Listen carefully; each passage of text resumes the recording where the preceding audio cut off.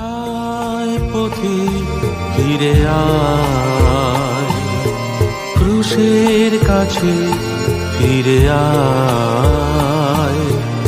আয় পথিক ফিরে আয়, ক্রুশের কাছে ফিরে আয়। যিশু ডাকেন দুহাত বাড়ায়। প্রিয় শ্রোতা বন্ধু, খ্রিস্টীয় শুভেচ্ছা জানাই। গতকাল আমরা 8 নম্বর এবং 9 নম্বর অভিযোগ সম্বন্ধে সংক্ষেপে দেখেছিলাম। 9 নম্বর অভিযোগ ও বচস্যাটি একটু অন্যরকম। তারা মিশরে সব কিছু বিনামূল্যে পেত, সে কথা মনে পড়ছে। তাহলে প্রান্তরের যাত্রায় কোনো টাকা পয়সা খরচা করতে হতো না। বাইবেল বলে ঈশ্বর তাদের প্রত্যেকটি প্রয়োজন যোগান দিতেন। সব কিছুর মূল্যরূপে মসির চোখের জল ঈশ্বরের কাছে দিতে হতো। ইসরায়েল জাতি সব কিছুই বিনামূল্যে পেত, তথাপি তারা সন্তুষ্ট ছিল না। অবশ্য তাদের এক একজনের চাহিদা মতো ঈশ্বর প্রান্তরযাত্রায় দেননি, কারণ এক বিশাল জনতার ভিড়। প্রতিটি মানুষই ঈশ্বরের দৃষ্টিতে সমান, কারণ ঈশ্বর পক্ষপাতের ঈশ্বর নন। প্রত্যেককে সমান আহার ও পানীয় জল দিয়েছেন। লোকেদের দায়িত্ব ছিল নিজেদের প্রয়োজন অনুসারে সংগ্রহ করবে। এই ঘটনা প্রকাশ করে যে আসলে ইসরায়েল জাতি, এমনকি মসিও বড় পরীক্ষার মধ্য দিয়ে যাচ্ছেন। ঈশ্বরের সঙ্গে আলাপ করে মসি তার অক্ষমতার কথা তুলে ধরলেন। মসিরও বিশ্বাস যেন টলমল করছিল। গণনা পুস্তক 11 অধ্যায় 21 পদে লেখা আছে, তখন মসি কহিলেন, আমি যে লোকদের মধ্যে আছি তাহারা 6 লক্ষ পদাতিক, আর তুমি কহিতেছ আমি সম্পূর্ণ 1 মাস খাইবার মাংস তাহাদেরকে দেব। 22 পদে লেখা আছে, তাহাদের পর্যাপ্তির জন্য কি মেষপাল ও গোপাল মারিতে হইবে? না, তাহাদের পর্যাপ্তির জন্য সমুদ্রের সমস্ত মৎস্য সংগ্রহ করিতে হইবে। উত্তরে সদাপ্রভু মসিকে বললেন, সদাপ্রভুর হস্ত কি সংকুচিত হয়েছে? তোমার কাছে আমার বাক্য ফলিবে কিনা এখন দেখিবে। মসির বিশ্বাস শিথিল হয়ে যাচ্ছিল, আর ঈশ্বর তার দাস মসির বিশ্বাসকে দৃঢ় করলেন।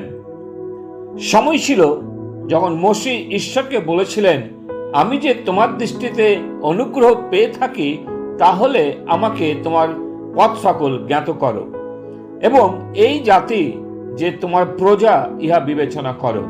যাত্রা পুস্তক 33 অধ্যায় 13 থেকে 16 পদে মসি জানিয়েছিলেন, তোমার শ্রীমুখ যদি আমার ও তোমার এই প্রজাদের সঙ্গে না যায়, তাহলে আমাকে লইয়া যাইও না।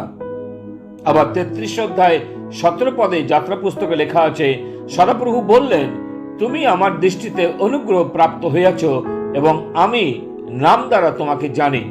কিন্তু যেমন যেমন দিন অতিক্রম করেছে, বিশ্বাস বৃদ্ধি না হয়ে বিশ্বাস শিথিল হয়ে যাচ্ছিল। আসলে যদি বেশি দিন বচসাকারীদের মাঝে সময় অতিবাহিত করতে হয়, তাহলে পুরাতন জীবন যেন জেগে ওঠে। তাই তো মসি ক্রোধ করলেন, রেগে গিয়ে বললেন, আমাকে বধ করো। কতদিন এই জাতিকে দুগ্ধপোষ্যদের মতো বহন করব? ইসরায়েল সন্তানেরা বিশ্বাসে বৃদ্ধি পেতে চায়নি, শুধু পার্থিব বিষয়ের প্রতি দৃষ্টি করছিল।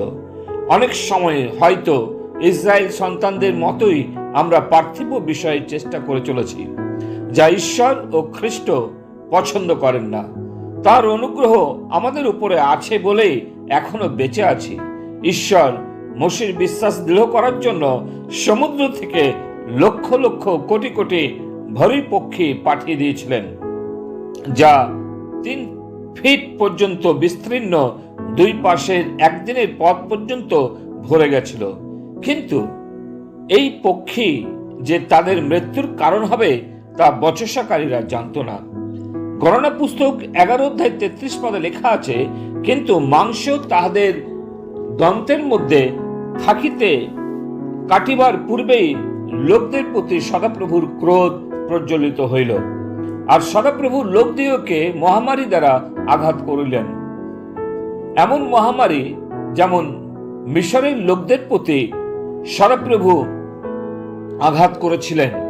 উল্লেখ্য, সব লোক মারা যায়নি, কিন্তু আমি মনে করি যারা বচসা করে পাপ করেছিল তাদের মৃত্যু হলো।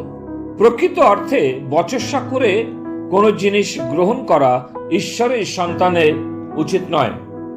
মসির অন্তরে ইচ্ছা ছিল যেন সমস্ত ইসরায়েলের লোকেরা ভাবাদী হয়। যখন তিনি 70 জনকে কাজের দায়িত্ব দিলেন, তখন ইলদদ ও মেদদ ভাবুক্তি প্রচার করছিল, কিন্তু যিহোশূয়া মসিকে বলেছিলেন যেন তিনি তাহাদেরকে ভাবুক্তি প্রচার করতে বারণ করেন। কিন্তু প্রিয়, 6 লক্ষ পদাতিকের মধ্যে 70 জন কার্যকারী অতি নগণ্য। তাই মসি চাইছিলেন সবাই যদি প্রভুর পক্ষে থাকে তাহলে কত ভালো। সবাই ঈশ্বরের সাথে কথা বলুক এবং বাক্যের বাধ্য হোক।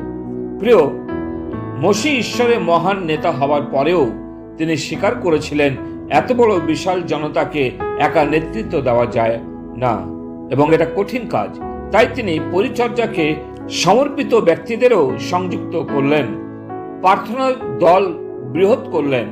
প্রভুর দাসদের উচিত যেন মণ্ডলী পরিচালনা করার দায়িত্ব, সুসমাচারের দায়িত্ব তথা প্রভুর সেবককে অগ্রগতি দেওয়ার জন্য সমর্পিত প্রভুর সন্তানদের সঙ্গে নিয়ে কাজ করা, এক প্রার্থনার দল সঙ্গে নিয়ে সেবাকে এগিয়ে নিয়ে যাওয়া।